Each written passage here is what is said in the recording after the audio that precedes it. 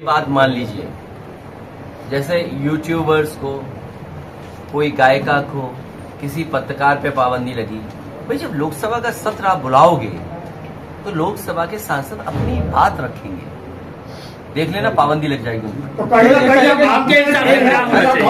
पाबंदी लग जाएगी, पाबंदी लगा देंगे। तो सरकार ये कहे कि भाई जो सांसद लोग सुझाव देंगे, कड़वा सच भी हो तो सरकार स्वीकार करेगी उन विचारों को। और ये तो सरकार के हाथ में है, पूरा सरकार को फैसला लेना है। हम तो विचार ही दे सकते हैं, हम अपनी बात ही तो कह सकते हैं, हम सवाल ही तो पूछ सकते हैं, बाकी तो फैसला सरकार को लेना है। तो कल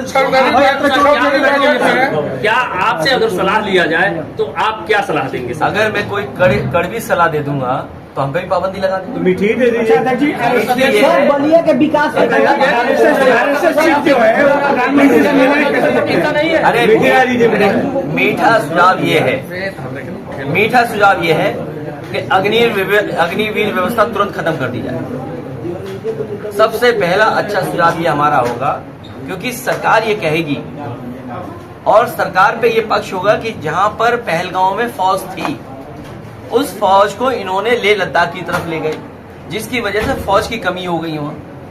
एक बहस ये भी छिड़ी हुई कि फौज कम है हमारे पास, तो फौज की कमी किसने की पैदा?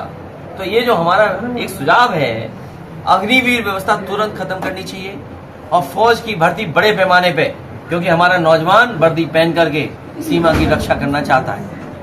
और इसलिए मैं कहना चाहता हूं, यूक्रेन और रशिया का वॉर हम देख रहे हैं, 1 लाख से ज्यादा लोग मर चुके हैं, 1 लाख, लगभग 2 लाख लोग, और कितने दिनों से युद्ध चल रहा है। तो अगर आप पाकिस्तान को सबक सिखाना चाहते हैं, उसे ठोस कदम देकर के कुछ सिखाना चाहते हैं, तो ये याद रखिएगा इस बात को, चाहे अदरवाइज लें चाहे जैसे लें आप, क्योंकि जो एक वहां इकोनॉमिक कॉरिडोर बन रहा है, क्या चीन पाकिस्तान के साथ नहीं खड़ा हो जाएगा?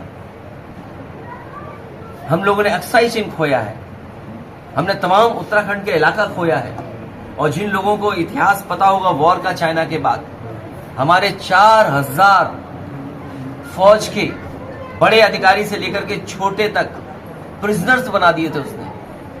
तो इसलिए जो वॉर होता है, वॉर हमेशा अलग अलग चीजें पैदा करता है, बिना तैयारी के कोई चीज नहीं करनी चाहिए। इसलिए जो सुझाव हमें देने थे, हमने अपनी पार्टी की तरफ से, जो सरकार ने ऑल पार्टी मीटिंग बुलाई थी उसमें दे दिया। लेकिन क्योंकि हमारे पत्रकार साथी ने कहा कि आप क्या सुझाव दे सकते हैं, तो मेरा एक ही सुझाव है, क्योंकि जब युद्ध होता है तो कितने दिन चलेगा ये कोई नहीं जानता।